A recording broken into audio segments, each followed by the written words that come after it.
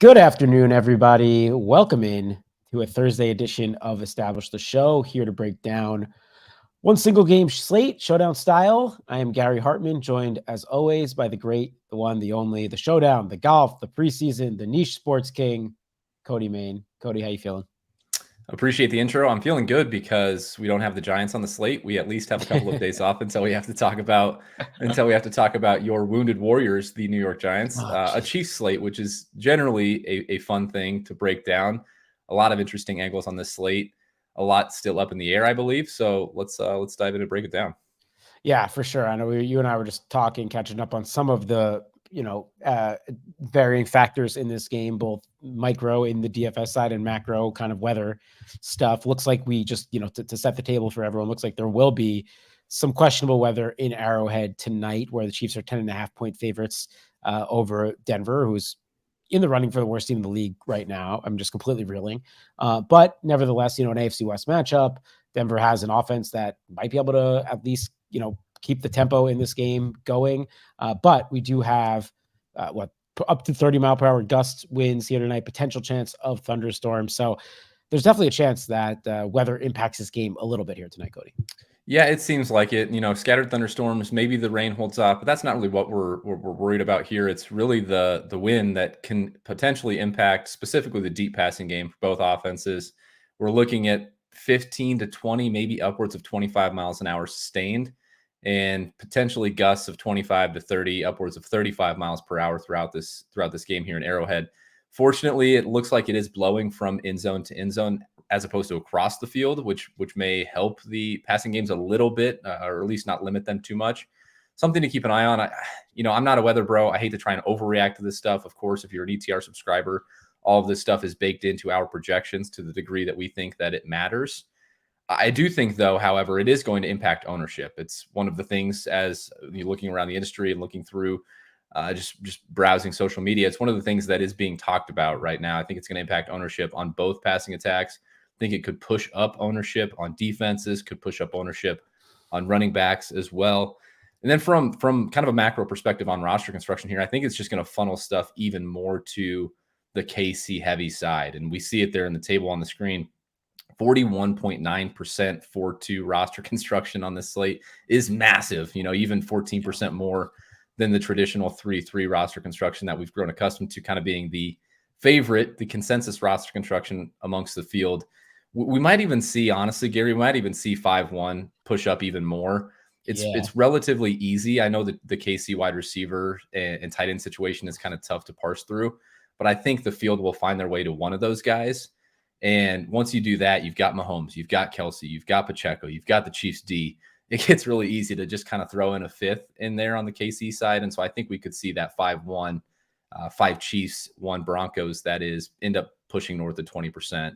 And, if you think that this game plays a little bit closer than the 10.5-point spread indicates, if you think Russ can cook a little bit here, you're going to get paid off with really, really low ownership, even on the 2-4 stuff. So if you think that maybe the KC side is a little bit more condensed around Kelsey and Mahomes, or Kelsey and Pacheco, or something along those lines, and the Broncos can kind of get there in garbage time even, you could see this 10.2% 2-4 side pay off big in tournaments where it's going to be pretty low owned. Yeah, that was a great breakdown.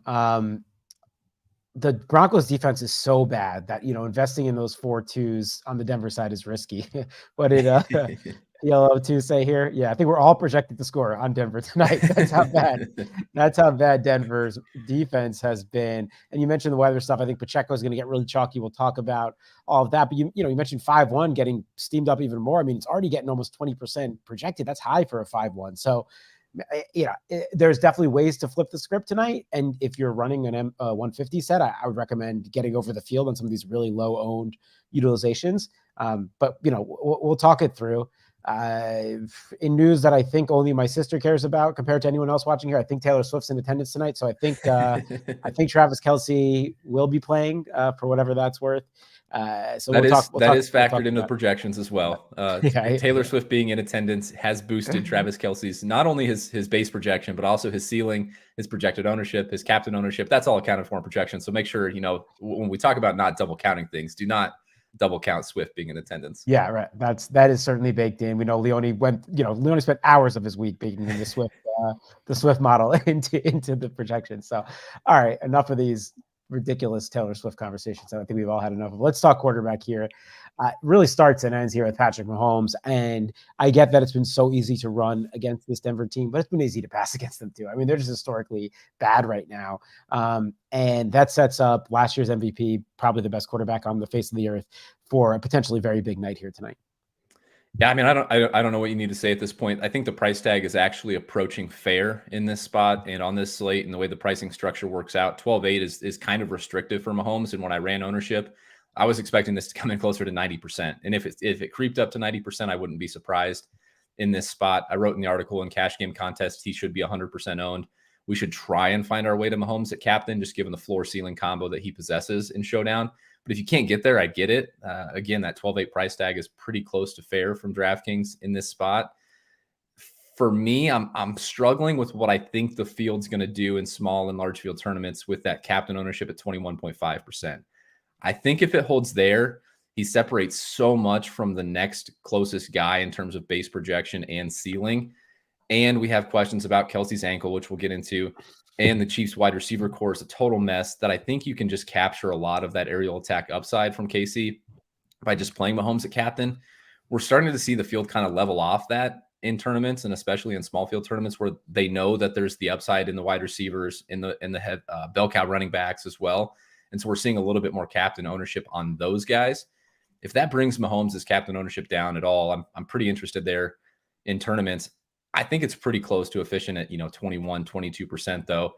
And I don't know that there's just enough meat on the bone on the rest of these guys for him to get much lower than that. So, if you showed up to a small field tournament with Mahomes at captain, I think that's okay. I think it's going to end up coming in close to what we have projected there.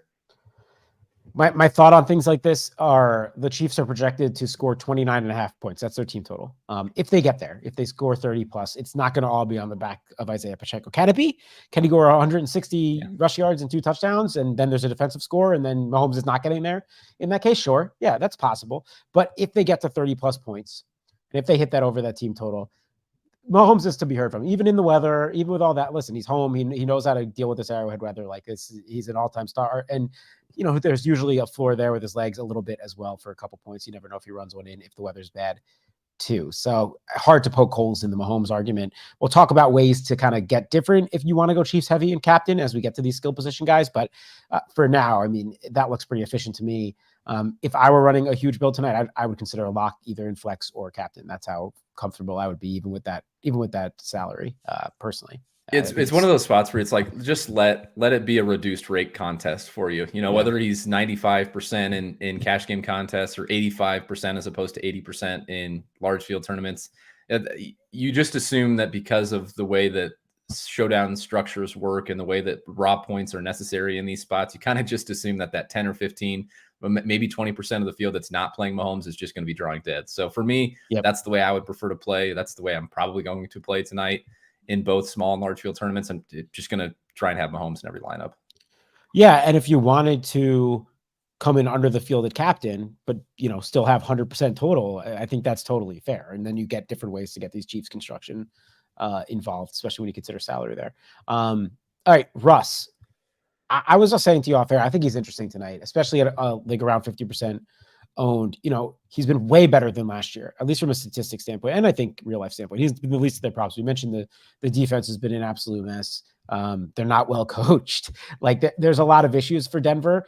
We're not getting Seattle Russell Wilson still, but it's not 2022 Russell Wilson either. He's putting up 300 yards pretty easily here. They're passing at a pretty high rate. He's got weapons. He's running a little bit more than we've seen over the last couple of years as well. All positive signs for Russell Wilson. You throw in game script here, which again, 10, I think it's up to 11 on DraftKings. I mentioned the 30 points projected for KC. Like he's going to have to throw. I'm spot starting him in a league in which I had Anthony Richardson go down. Like, I don't think it's the worst spot in the world. And if you're telling me 50% total, I don't like him in like any kind of bring back with KC heavy stuff personally. This is one where I've tried to IKB, and maybe talking through this on the show will help me final and settle in where I want our ownership projection to be on Russ, because I thought that the field kind of had different thoughts than you. And from me, honestly, on where they were with Russ, I feel like it was tough for majority of our opponents to shake what they saw from Russ last season. Yeah. And Denver's as a team has been bad, but Russ, like you said, from a DraftKings perspective, really not that bad. He's topped 15.2 DraftKings points every time out. He's hit the 300-yard bonus twice. He's actually using his legs a little bit. He's not a rushing quarterback by any means, but he's 18 for 119 on the ground. And yeah, this is a team that I think wants to run the ball than maybe more than we thought a Sean Payton coach team would want to run the ball. But when they're falling behind, they're completely dialing up the pass rate, 68% pass rate when trailing. I think that even with the weather-related stuff, even with Javonte Williams back in the lineup, I know they probably want to try and run it a little bit to keep this thing, slow down the game, all the kind of narrative-y type stuff. I think they're going to have to throw the ball. Of course, that's good for Russ. The price tag is still affordable. I think that the ownership should be higher here. I just question if the field feels the same way you and I feel about Russ in this spot. And maybe he does end up coming in lower. And if that's the case, I think it's a pretty interesting tournament spot. 9,600, 17.1 DraftKings point base projection, pretty good ceiling. And as we'll get to with the pass catchers and the rest of the options on this Denver side, like there's not a lot there. And the guys that you do want to go to are kind of priced at really tough price points to get excited about. So I think from the Denver side for cash games, for sure, if you can afford it, I want Russ. And in small and large field tournaments, if I get the sense that, the field doesn't feel as confident as we do, I'm pretty excited about Russ.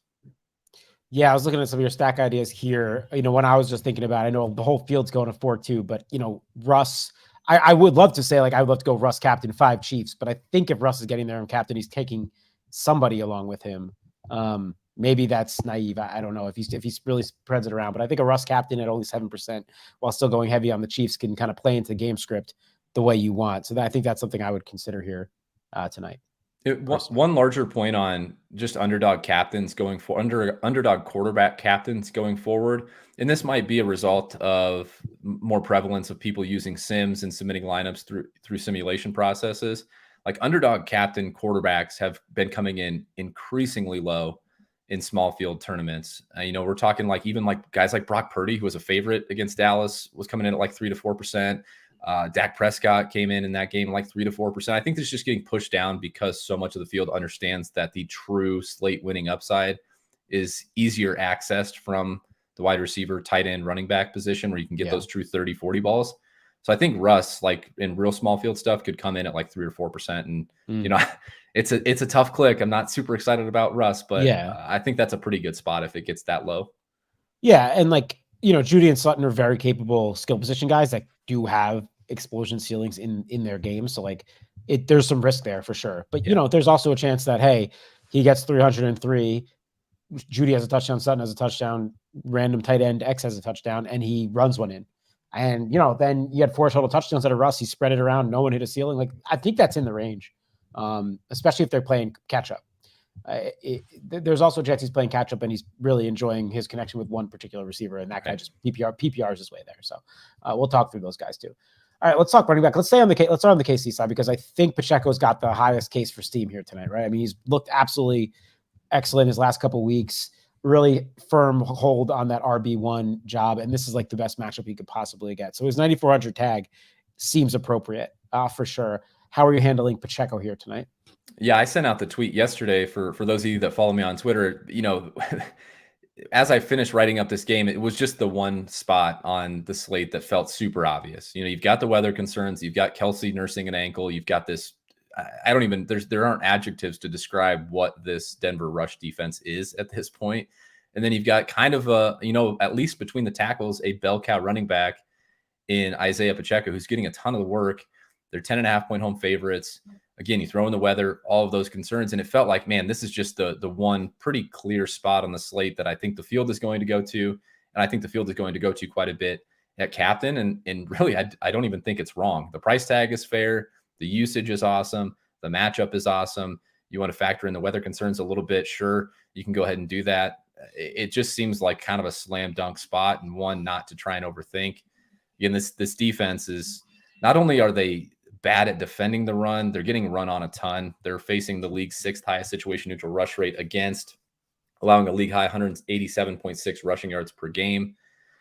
They're bad in missed forced tackles per attempt. They're bad in explosive rush rate. Any way you want to slice it up, whether you think Pacheco can get there on a couple of explosive plays, whether you think he can get there on volume, whether you think he can get there as part of helping this team get to their 29-point team total. I think it's all firmly within the range of outcomes for Pacheco. The one thing that I was kind of questioning when I sent out that tweet is like, how high does this captain ownership get? Because I think, and when I first ran the algo for ownership last night, it came in around 12. And I thought, man, that feels awfully light for somebody who's so easy to click in tournaments.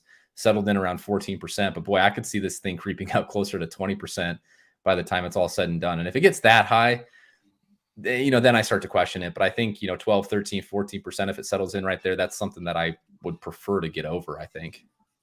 Yeah, Pete asking, because we've talked a lot about this, particularly with running backs, and we've talked about like Derrick Henry types in the past, when these guys smash, especially at salaries that are up in this kind of RB1, top 10 RB range, doesn't make sense to kind of get overweight and captain, potentially fade in the flex, and kind of that's your exposure because you're banking on those, top 10% outcomes or whatever.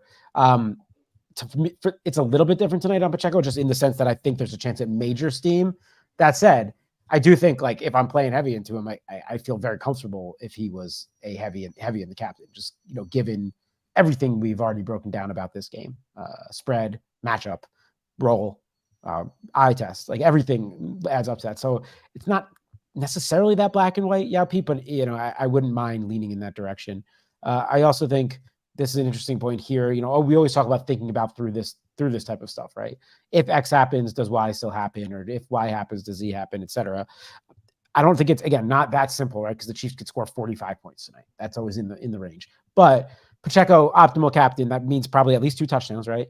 That probably at least one of those coming on the goal line. Does that, they always gadget up Tony stuff and things like that. McKinnon particularly is one that I feel very comfortable with a negative correlation on Pacheco. So I don't know if you have any thoughts on that, but I just think it's, thinking this way is certainly a way to be thinking through Showdown slates. It is. It's absolutely how you need to think about Showdown, and this is the thing that the simulations are trying to solve. And if you're an ETR subscriber, if you're in Discord, I try and answer these questions a little bit closer to lock as our simulations become a little bit more final. But you can kind of see, based off of the correlations that happen throughout a play-by-play simulation, which players, if they're optimal in the captain, which players have the biggest positive impact in those situations, which players have the biggest negative impact in those situations. And a lot of it is going to be price dependent. Like I could see CEH being a guy who is positively boosted in Pacheco captain situations, because that just means they're running away from Denver so much that you're getting more end of game touches for Clyde Edwards-Helaire, and he's super cheap. He's 1K. Like he could get there on a couple of drives. McKinnon's a little bit different. He generally gets there in different type of game script, and he's 5,200. He's kind of in that mix of those KC wide receivers that we'll talk about in a second here. So I think thinking through it on, what type of game scripts are required for multiple guys to get there. And again, it's not going to be perfectly black and white, but also what are their price tags and what do they actually need to do to pay off their price tag?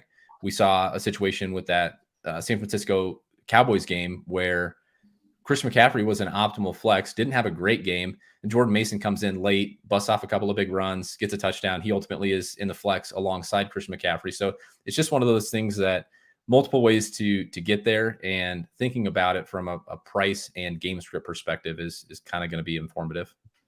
Yeah, and my only thing to add on the McKinnon front is on main slates, he's somebody that always makes my MME pool, because it's just someone that has 2 touchdown games a couple times a season. Like it just feels like that they gadget stuff up around the goal line for him. Plus, he's usually involved in the pass game, third down work. There's no doubt that tonight profiles is more of an Isaiah Pacheco game, right? I mean, they're big favorites here.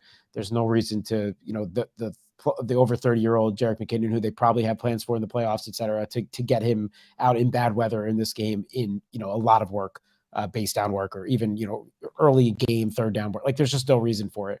Plus, obviously in the red zone, they might gadget some stuff up for him, but this does not seem like the McKinnon game for me. Again, not someone that I'm ruling out personally, because I do think there's always those 2 touchdown games in the bag. Someone that I just do try to treat as a receiver, though. A lot of the times, even in the goal line, those are passing touchdowns, or if he's reaching a ceiling, it's coming through the air as well. So anything to add on McKinnon or CEH? I think CEH is his own thing there at 1K. Yeah, I think McKinnon's interesting. And look, he could get there in a neutral script if he just happens to catch a touchdown or multiple touchdowns or break a long reception. But that's basically his role at this point. He's handled 5% of the team's rushing attempts. I know the props team was considering an under on 8.5 rushing yards. Like, you're not going to get anything on the ground from him. So even if you expect this game to go sideways and expect a lot more rushing attempts from KC, he's generally not going to be a big part of that. If he had 1 or 2 rushing attempts tonight, I think that's firmly within his range of outcomes. What you're going to get from him is as a true pass catcher. The thing is, like, he's not even running a ton of routes. They're still giving more routes or as many routes to Isaiah Pacheco. Where McKinnon is being used is in long down and distance in 2-minute situations. So if the team isn't in a bunch of long down and distance and a bunch of 2-minute situations, I think Pacheco's still going to be on the field a bunch. So like McKinnon for me would be more utilized in roster constructions where I expect this game to be much closer than the 10.5 point spread would indicate. And at 5,200, he's kind of tough to squeeze in there because I like some of these receivers that we'll talk about in a second.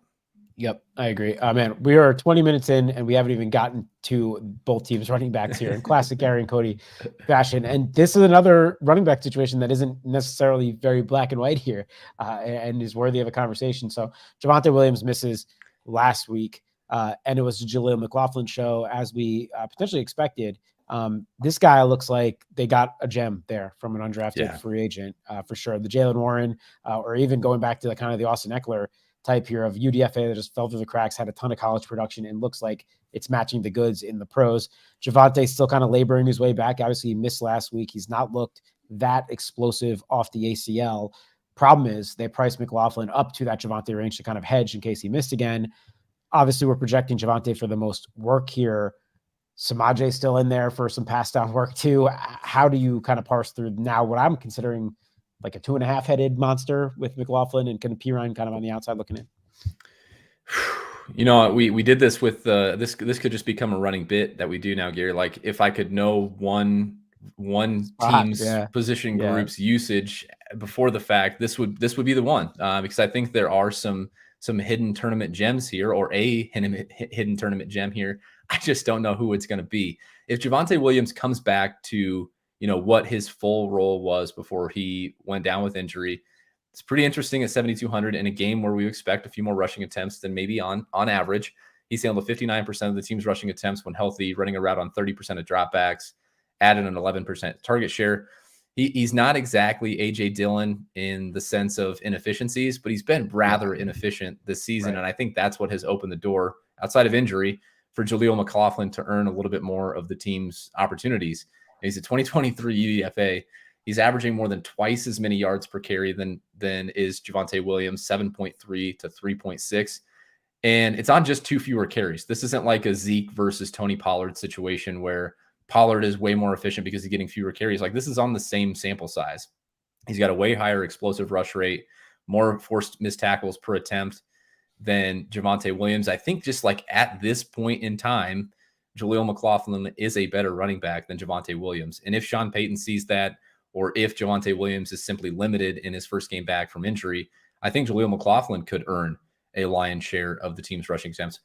Because of the 2.5, 3-headed nature of this backfield, no one's going to get ownership. So if you get a sense or want to take an angle that one of these guys could separate in terms of work, then I think it's pretty interesting to play it that way and just kind of hope that you run into that right type of outcome, because you need to play somebody on the Broncos side. The price tags on really everybody on this offense are pretty tough to stomach. And I think, one of these guys, given that they separate in terms of projected usage, I think one of these guys could end up being a slate winner at pretty low ownership. It's just really tough to kind of parse through which one's going to be the guy.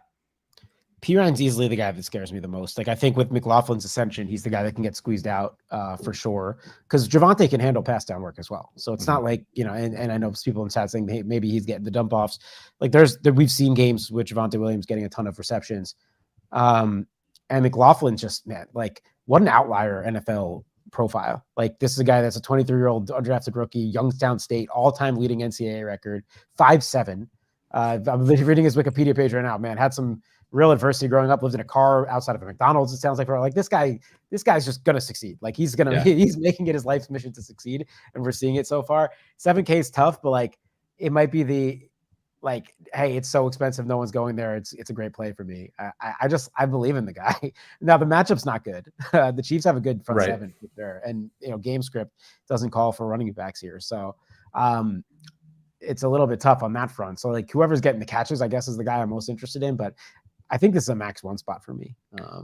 You know, unless you're going to somehow go like 4-2 on the Denver side or 5-1 on the Denver side. Yeah, if not a major dock, or if not a full, max one, it definitely a major dock if one of the rest of these guys is in the lineup. And you're probably not going to get too much of doubling up of the Denver backfield, even if you leave it alone. I think this is also a situation where, we're looking at 22.3% Javonte, 10.2% McLaughlin, 18.1% P. Ryan. I think all three of those could come down because you have this analysis paralysis of like, well, I don't know which guy it's going to be, so I'm not going to play any of them. And I think some of that ownership could funnel up to the more expensive guys. Some of it could funnel down to the cheaper guys. And you're looking at a situation where we flip the cards and it's like 18% Javonte, 8% Jaleel McLaughlin, and 14% Samaje Perine or something like that. And, they're all tough clicks. But I think that there's at least some chance that there's tournament winning upside within their range of outcomes. Yeah, I would agree with that. All right, let's transition to receivers here. Let's stay on the Denver side because KC is a longer conversation. Judy and Sutton, very similar profiles as far as, maybe even skill level, but, role in this offense. But Sutton's 1,200 cheaper. That's not right. Sutton's been more productive to this point than Jerry Jeudy has this season. But I do agree with the ceiling projection there that Jeudy is higher. Pretty identical ownership. Before we kind of have that Marvin Mims conversation, how are you parsing through Jeudy and Sutton? Is it just purely, hey, who fits in what lineup from a salary perspective? Yeah, it's tough to get to Jeudy at 9K because you have Russ at 9,600, who has a way better base projection. You have, you have Isaiah Pacheco at 9,400, who comes from the better game environment, much better base projection. And then you have Sutton, who's $1,200 cheaper, who has a really pretty close, base projection, and you get that discount from Jeudy to Sutton. So I think Judy's going to come in fairly low owned in smaller field contests with sharper fields. I think he's going to come in really low owned. And yeah, these guys have basically been identical in terms of their usage profiles when they've shared the field this season. Sutton leads the pair in target share, 22.4% to 20.7%. He leads in red zone target share, end zone target share. But Judy's got a higher air yard share, 32.4%, higher first read target share, higher design target share. And I think the one thing for me that's keeping Jeudy in play, despite the $1,200 increase in his price tag, despite the similar usage profiles, is he's running a bunch of his routes from the slot. And he's also getting a higher first read target share, which KC is allowing the league's highest first read target share on the opposing side. And he's going to avoid L'Jarius Sneed. And I try not to worry too much about these wide receiver cornerback matchups. I'm not a huge football guy, but there are a few matchups I think in the league that do kind of matter. And L'Jarius Sneed has been one of those guys. When he's had a team's premier wide receiver in his coverage, he's done really well this season across a 5-game sample against a bunch of really good receivers. And you're going to get Sutton on the outside running a lot of his routes against Sneed. Jeudy could kind of sneak away in the slot from some of that coverage quite a bit. I like Jeudy quite a bit, where I think his ownership is going to come down at that pretty tough to fit in 9K price tag. Yeah, a lot of Jeudy narratives here, right? Playing from behind, potentially higher ceiling play, better matchup. He's due, squeaky wheel narrative. Yeah. Plus, now he's in trade rumors, so you're going to get showcase narratives there too. So there's a lot kind of tilting the Jeudy scales, in my opinion, between the two guys. For what it's worth, I think I buy into it. I like Jeudy a little bit more tonight. Marvin Mims. So he should be 4,600 based off the production and target per route range stuff that he's had, but he shouldn't be 4,600 based on the amount he's playing. Yet I don't know what Sean Payton is doing not playing this guy. Like, he's very clearly the third most talented, if not better than that, receiver on this team. He's an elite deep ball success type of receiver who has to be considered here tonight, especially at this kind of ownership. When you consider game script, when you consider some of that big playability, I worry a little bit about the opportunity to push ball downfield if the wind is really bad, and that's kind of where he gets his goods. But it's too expensive, but maybe so bad that it's good. What on earth is Sean Payton doing, man? Like, running out, at least little. And sorry, I don't mean this to sound like a good thing that he's been released, but like, at least in terms of Marvin Mims's outlook, you could point a little bit of a positive arrow in his direction because Lil Jordan Humphrey has been released. He ran around on 10% of dropbacks last week, so it wasn't even a big role to begin with. But maybe like the tides are turning. You now have, I hate to acknowledge these rumors because I don't know what it means, but you have Jerry Jeudy and potentially Cortland Sutton and trade. Like, maybe this is finally the time that Marvin Mims gets released a little bit. But like, why would Sean Payton suddenly do something different in week 6 than he's done in weeks 1 through 5? So, this is a rational assumption of rational coaching here. I don't think he's going to do something different than he's done in the first 5 weeks of the season, but I'm hoping he does something different in the first 5 weeks of the season. He's got a good targets per route run rate, 24%. He's just not out there at all, man. He's out there for like a quarter of the team's dropbacks, which is absolutely ridiculous. But I think if he could see that climb up to 50% even, he doesn't even need to be a full-time player. If that got up to like 45, 50%, he could easily pay off this $4,600 price tag. Not only is he getting those deep downfield targets, which we generally like, maybe not so much in this game that could be impacted by weather. He's getting some of these like design targets that are close to the line of scrimmage or behind the line of scrimmage. So at least when he's on the field, they're trying to scheme him up looks. He's got a 25% design target share. He's got a couple of screen opportunities in his bag, and maybe as an extension of the run game, he gets a few more of those types of looks.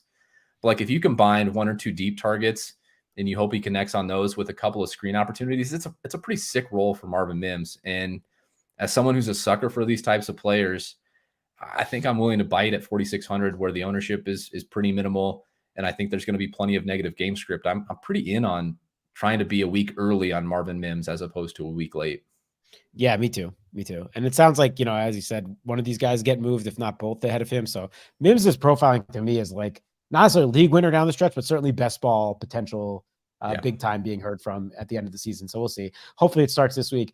Brandon Johnson, though, is the de facto wide receiver 3 right now, only 1,200. Any thoughts on him before we move on to KC here?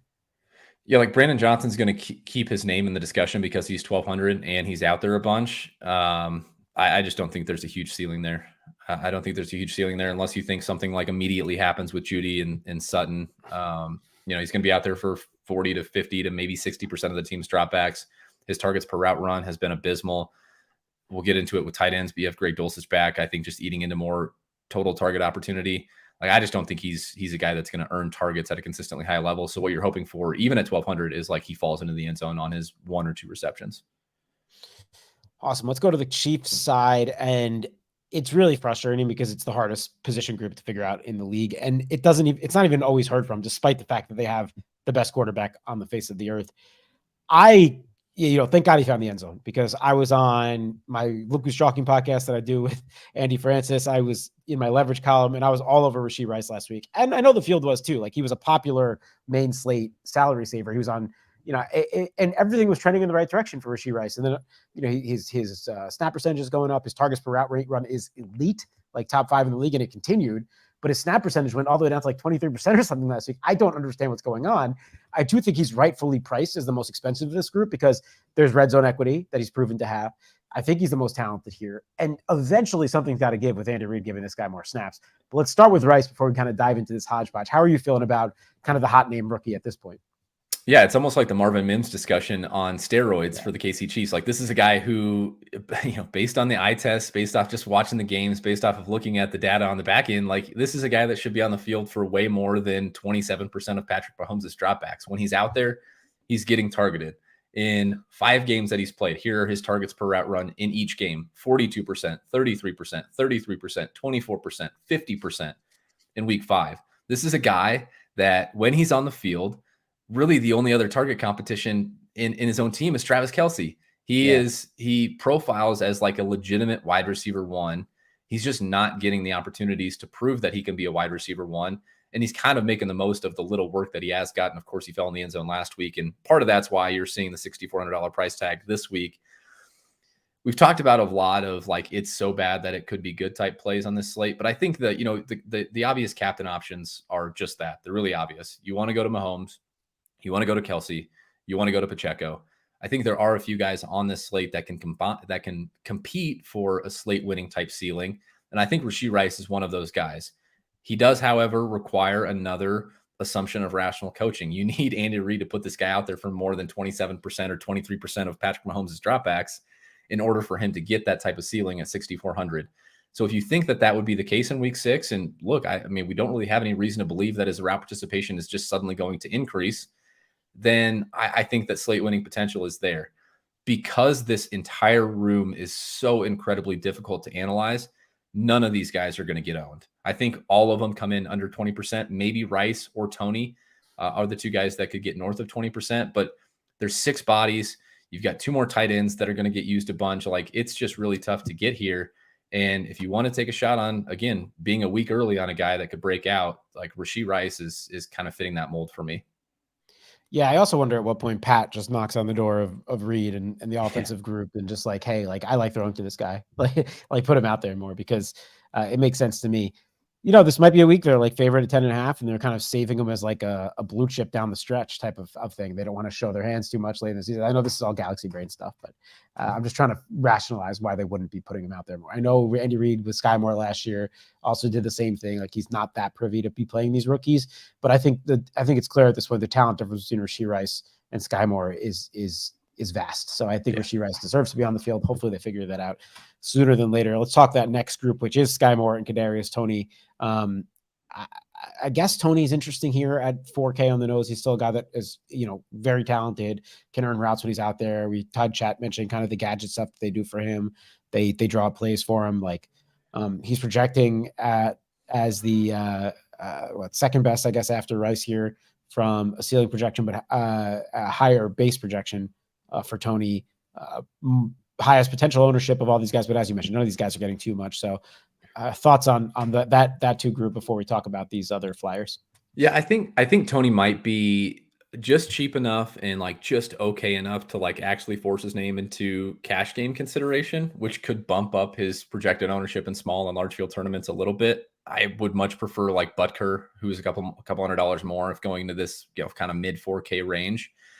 But he, again, like Rice, is one of those guys who is going to be targeted when he's on the field. He's just not on the field a whole lot. His targets per route run, 45%, 33%, 50%, 17%, 35%. Super high design target rate. Like, this is a guy that when they get him on the field, they're going to try and get the ball in his hands as much as they can. He is just someone who has an even longer track record of not getting a bunch of routes, not getting a bunch of snaps. So I feel like that's more likely to continue. I feel like he's going to be out there probably 35 to 40% of Mahomes' dropbacks, going to earn quite a few targets, relatively speaking, to those routes that he's running. And I think he's just a fine play. And if he's one of those guys that happens to fall in the end zone or happens to house one of those short A-dot throws that he's getting, I think that he could certainly pay off that 4K price tag and be a pretty interesting play. I just worry that maybe the 17.9% creeps up a little bit higher in tournaments because he's so cheap. Yeah. I don't have much to add on him. I don't want to give my takes on young Joka. He seems good tonight. MVS, running the most routes, but go read Cody's article for how pathetic the target share stuff is. Like, we know he's going to get a couple deep shots. He usually does. If I am playing him, I probably want him in Mahomes lineups. Like, I'm assuming they connect on 2 for 80 and a touchdown type of thing, which maybe gets you there tonight. Do you have anything to add on him? Like, no, the rest of this, I mean, I can just kind of sum up the rest of this room. Sky Moore, not a guy that earns targets, but he's going to be out there a bunch. And what can occasionally happen with these guys who just happen to run a bunch of routes for whatever reason, they can, even if they've got a really bad targets per route run rate, they can occasionally run into these games where they get 6, 7, 8 targets and pay off their tag. Not for me on Sky Moore.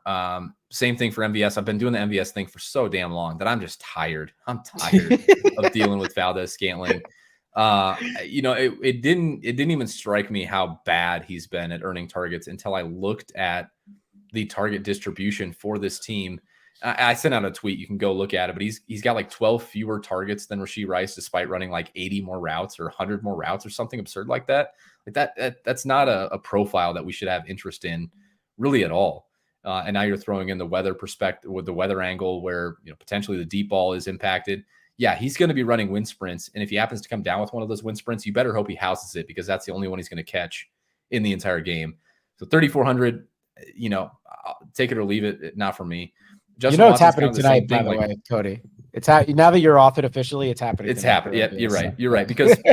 Because Cody from 2 weeks ago probably would have flag planted MVS, and I'm finally sick of it. And you know what that means? That's 2 for 80 and 2 touchdowns for MVS today. There you go. Just everyone be warned.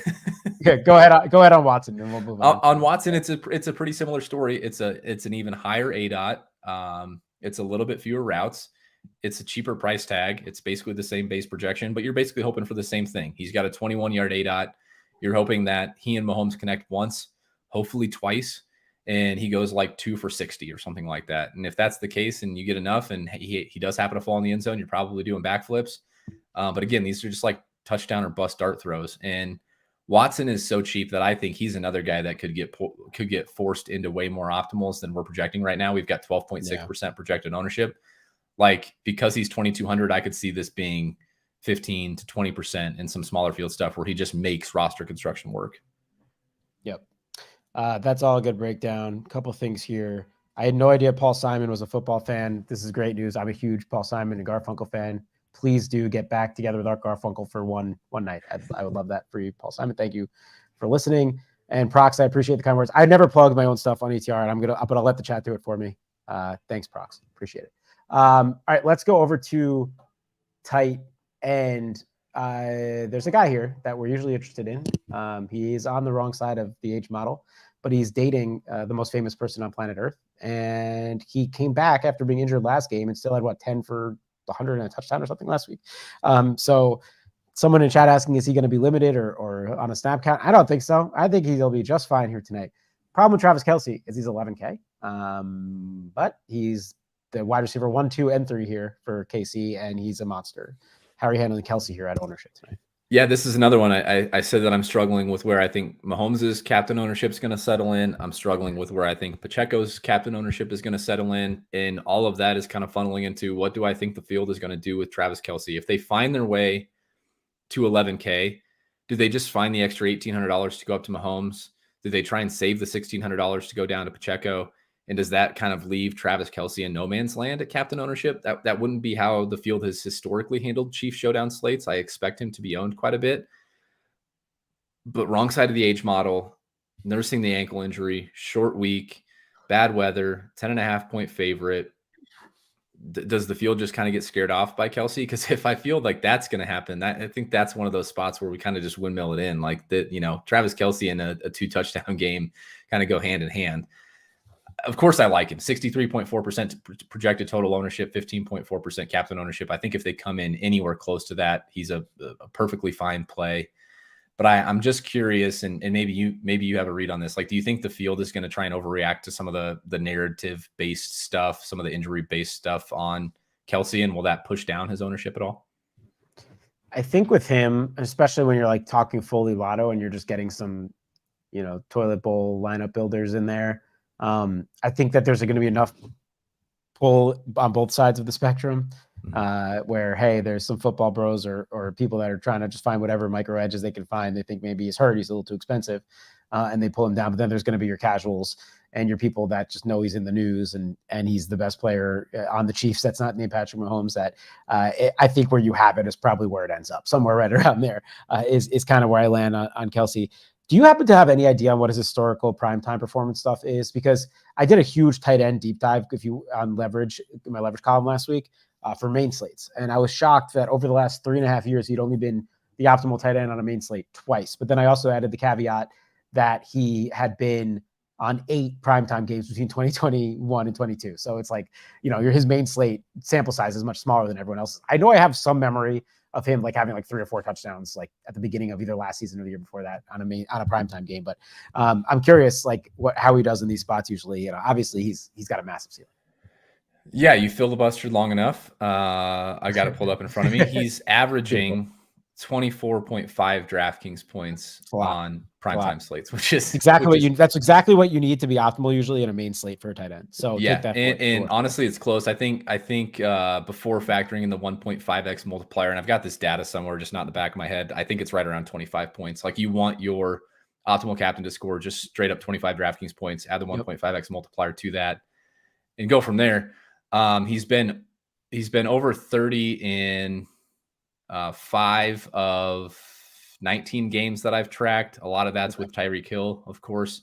Yep. But you've got games of 44.1, 39.8, 38.5, 33.5, 30.6.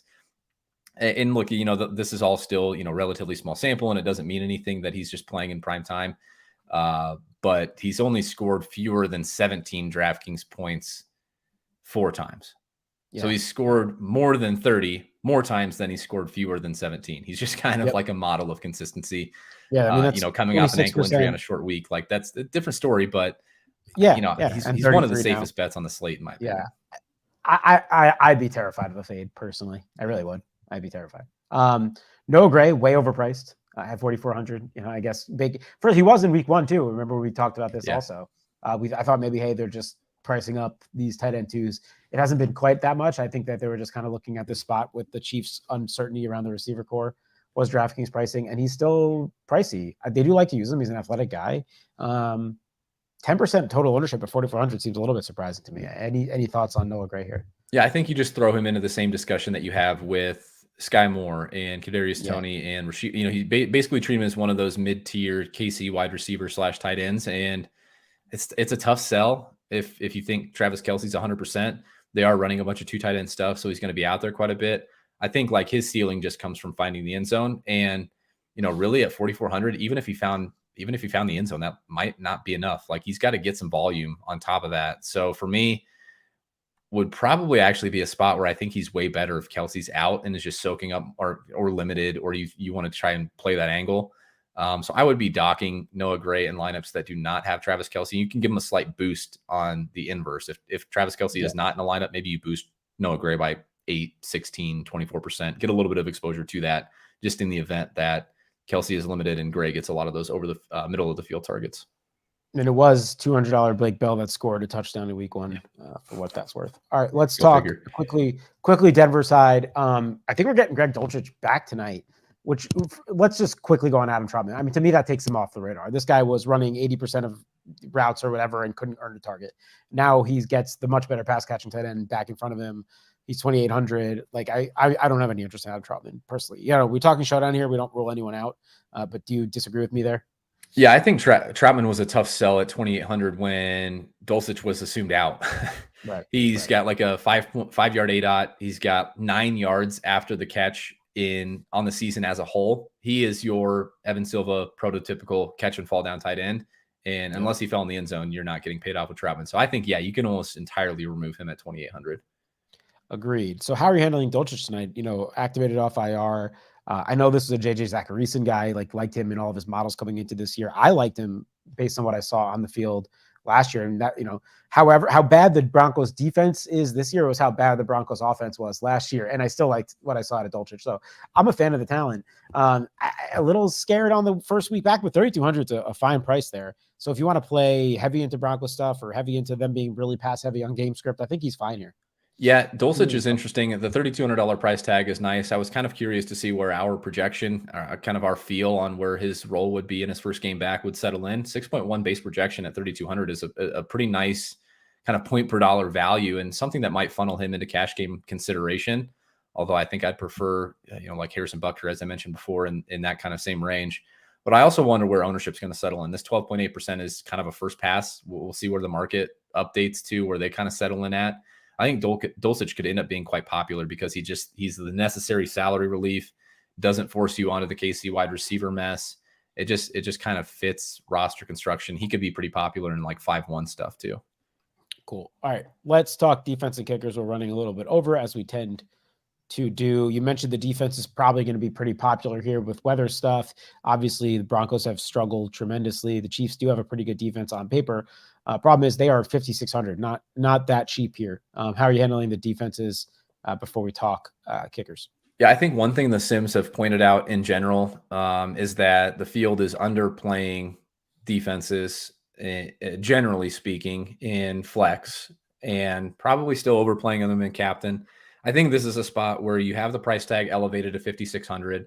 They've got a decent base projection, so they're going to be forced into a decent amount of lineups. But I think this specifically is a spot where KC's defense is being overplayed at 30.5% total ownership and definitely overplayed at 5.8% captain ownership. They just rarely have that type of ceiling that really is going to pay off that $5,600 price tag as the slate winning captain. Of course, it can happen. We've seen it happen already on Showdown slates this season and in seasons past. But for me, I'm just going to be avoiding that in the captain spot. If you want to play it in flex, I think the best way to play it is in kind of those 5-1 onslaughts where you expect the game to get pretty sideways. And if it does get sideways, this Chiefs pass rush can kind of pin their ears back a little bit against Russell Wilson, who is prone to take sacks, is prone to make mistakes.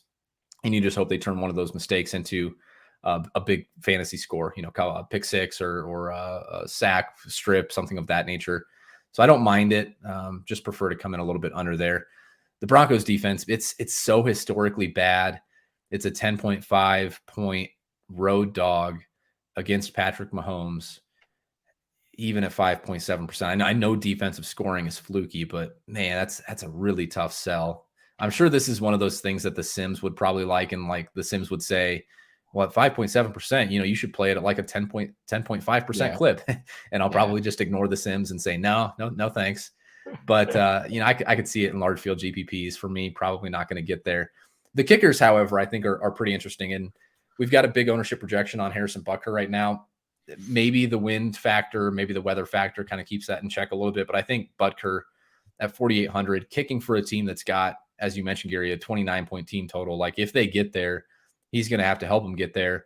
And for at least a portion of the game, if the wind is blowing end zone to end zone, he's going to have the wind at his back. So I think that the field goal impact will be a little bit more mitigated than maybe the pass game impact. So I kind of like Butker as a cash game option and kind of fitting into tournament builds a little bit.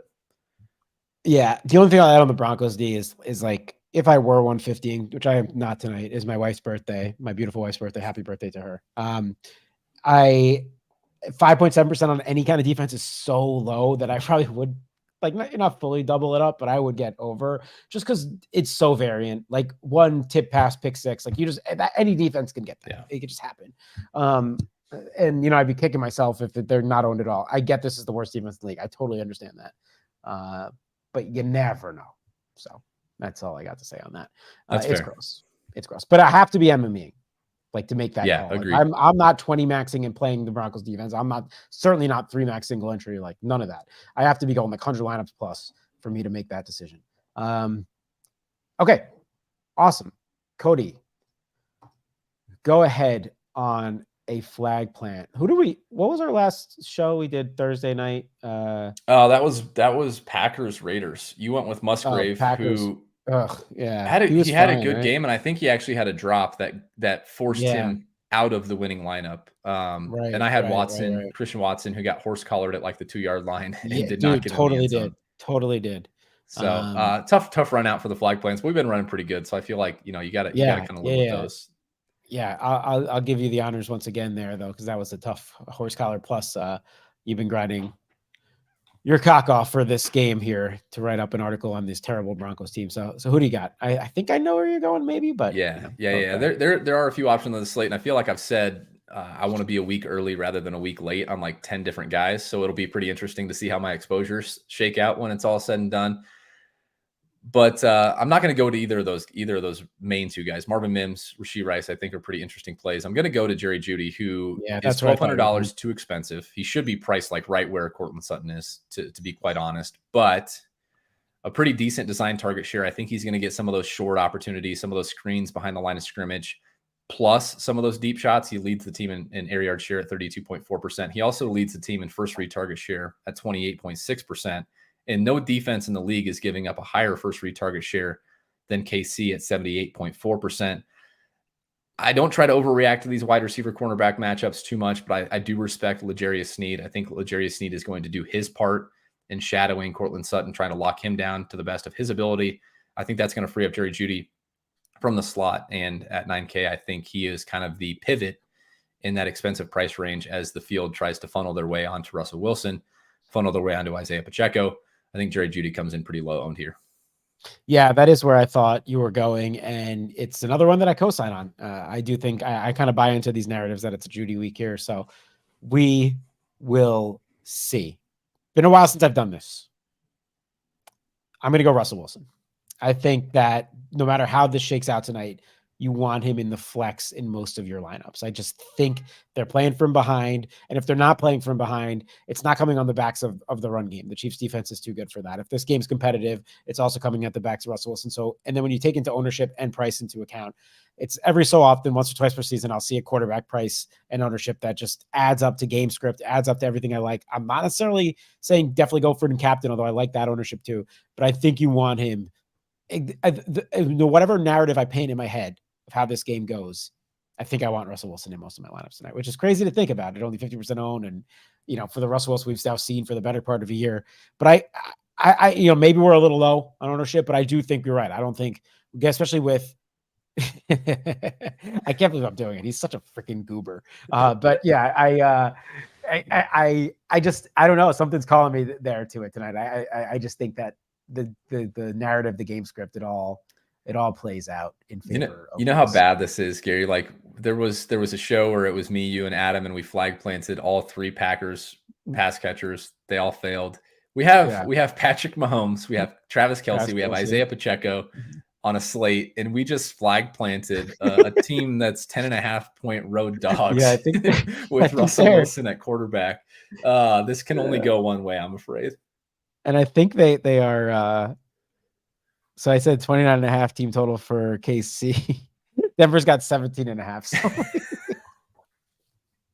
Okay. This is they go over their 17.5-point team total with 3 touchdowns. That's basically the bet we're just telling you to do, and I think it's plus money on DraftKings. So we basically just told you to take plus 105. We basically all right. So that's our bet tonight. Take the over on the Broncos team total because we're freaking losers. No, honestly, hopefully.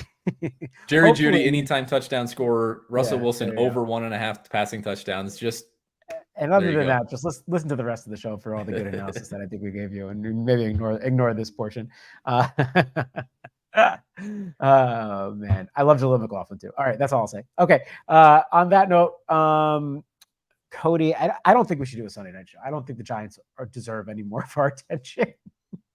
They get enough of your attention span for you having to be a fan and having to watch this team that I can't put you through another hour of having to dissect who they're going to throw out there at quarterback and at 4th string tight end. And we can ignore the Sunday night football. Especially this week. Oh my God, the injury stuff coming on the Giants. Like, Bills minus $1 million and it'll cover it. Yeah. So we'll be back for Monday night, which I don't know who is Monday. Let me see real quick. Oh, Dallas Chargers. That's a fun one. All right, we'll be back for Dallas Chargers on Monday. Yeah. Showdown. That's it. When you open Cody's article on establishedrun.com on Sunday, it's just going to be a big NO. Talk to you tomorrow. Oh, man. All right.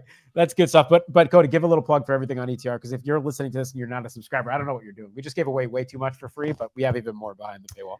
Yeah, we're trying to add a bunch of value. Like I know I mentioned the sim stuff here, and I don't try to tilt people by mentioning the sim stuff. I just want to try and explain kind of where the thought process comes from. I'm trying to give away as much as I can in Discord too. And if you are a subscriber and not in Discord, you absolutely need to be.